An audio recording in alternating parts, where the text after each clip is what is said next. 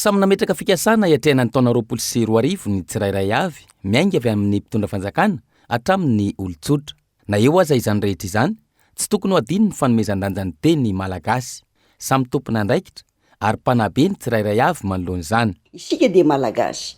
Ary isika malagasy dia mitaiza sy manabe ireo zanatsika ireo ho malagasy ho anareo ny antefako voalohany indrindrindra satria isika rehetra na zoky olona takany aza dia mpanabe isika. Ary mpanabe amin'ny lafiny rehetrarehetra ara-batana indrindrindra ara-tsaina sy ara-panahy, kolokoloina tsara ny saina sy ny fanahy satria ny fanahy no maha olona. Zay no tena filamatra amin'ny maha-malagasy.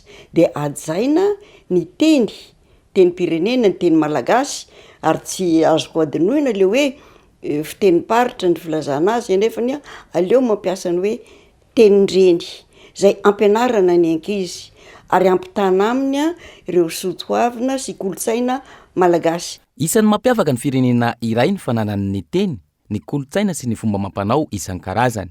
Na samihafa aza ny fomba fiteny eto Madagasikara, ny teny malagasy no ampiasaina ho an'ny rehetra.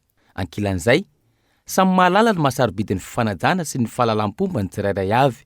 Ny fahalalam-pomba izay tsy hita taratry intsony amin'izao fotoana izao, hoy ny filoha lefitry ny Akademia Malagasy. Io dia tiako hitrikitrihana mihitsy zay fahalalam-pomba zay satria miaina dia miaina ny be dia be ny taraina, miaina ny fahalalam-pomba ataon'ny olona amin'izao amin'ny endrika andavanandro zany na amin'ny fahalalam-pomba amin'ny alalan'ny internet. Hitanareo reny hoe cybercriminalité reny manjary tsy manan-kaja intsony ny olona. Ny filoha tokony hanana ny haja na inona tsy fidivin'ny hevitra politika dia manana ny hajany izy dia ajaina takan'izany. Takan'izany koa na filoham-pirenena azy izy tokony hanaja ny zoky olona manodidina azy sy zoky olona eto amin'ny firenena. Izay ny maha-firenena ny firenena. Tsy vidim-bola fa toetra mila hanana ny tsirairay avy ny fahalalam-pomba, hoy hatrany ity filoha lefitry ny Akademia Malagasy ity. Ohatra amin'izany ny fanaovana azafady, fangatahan-dalana, ny fisaorana, fahaizana makasitraka, miarahaba sy manao velomo, tsy milalao finday rehefa miresaka manolona na eny ambony latabatra fisakafoana, mandrora na manisindelo eny ankalamanjana, manaja olon-dehibe, mamaly avy hatrany raha misy manontany na miarahaba sy ny maro hafa.